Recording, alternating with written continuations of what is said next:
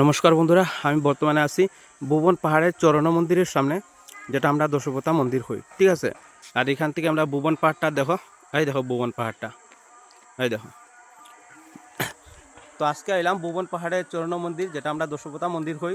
তো এখানে আইছি আজকে ছোট একটা ভিডিও বানাই। আর এখন কীরকম লাগে আমরা দশপথা মন্দিরটা, তো আজকে এই ভিডিওর মধ্যে আপনার লাগে নিয়ে আইছি। ঠিক আছে, ভিডিওটার সঙ্গে থাকবা।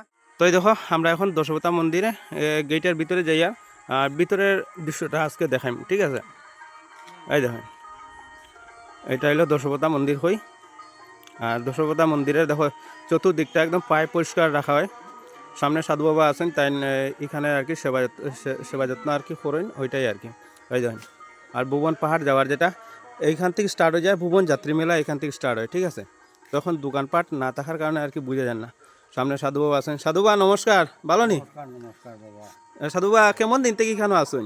এখানেও 7 মাস হয়ে গেছে। 7 মাস হয়ে গেছে না নি? প্রত্যেক দিনে এখানে পূজা করার লাগি আইন লোকেরা। এরকম মন্দিরের ভিতরটা হর হর মহাদেব। তো দেখেন, এটা হলো দশপথা মন্দির হই আমরা। আর এখানে মহাদেব বাবার প্রতিমা আছে, এই দেখেন। তো মন্দিরের ভিতরটা আপনারা দেখে লিয়েছেন। এখন মন্দিরের বাইরে এই যে জায়গাগুলো আর কি একদম খালি লাগে, কিন্তু এই জায়গাতে যখন মেলার আয়োজন করা হয় কিংবা শিবরাত্রি মেলা, দোল পূর্ণিমার সময় এই জায়গাতে দোকানপাট, প্রচুর দোকানপাট হয়ে যায়। ঠিক আছে, এই জায়গাতে লাগানি হয়। এই দেখো, আর সামনে আইয়া আমরা পাউন্ডেও দেখা পাই গেলাম। পাউন ভালো নেই? আর এবার মেলা কিরকম জাকজমক হওয়ার সম্ভাবনা আছে নি একটু? আর তো বেশি দিন বাকি না, মোটামুটি 1.5 মাস বাকি আছে না নি? ঠিক আছে।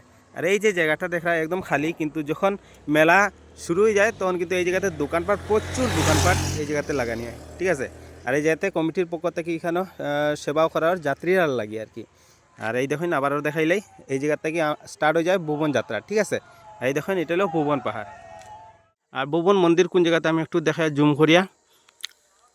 এই যে জায়গাটা দেখতে পারায়, এই জায়গাতে হইলো ভুবন মন্দির। ঠিক আছে, আর ভুবন মন্দির থেকে আমরা মতিনগরিয়া যেটা যাই, তো এই রাস্তাটা ইয়া গিয়া আমরা এইদিকে ইয়া যাই, ত্রিপুনি যেটা হয়, এইদিকে ইয়া আর কি আমরা যাই ভুবন পাহাড়ে। ঠিক আছে, আপনারা দেখছেন ভুবন মন্দির। তো আবারও মন্দিরের ভিতরে আইলাম, আইয়া দেখি একজন ভাইয়ে পূজা অর্চনা করে। তো এখানে প্রত্যেক সপ্তাহে সোমবারে সোমবারে এই জায়গাতে অনেক শ্রদ্ধালুরা আইন পূজা অর্চনা করার লাগে। ঠিক আছে, এর মধ্যে এইটা একটা জাগ্রত মন্দির, কিন্তু এই জাগ্রত মন্দির এখানে শিবরাত্রি মেলার সময় এই জায়গাতে ভিড় প্রচুর। তো সবাই অনুরোধ করবো, যারা যারা এখনও আমরা দশপথা মন্দিরে আইসেন না, আইবা, আইয়া পূজা অর্চনা করবা, দেখবা মনটা শান্তি হইব। জয় ভুবন বাবা।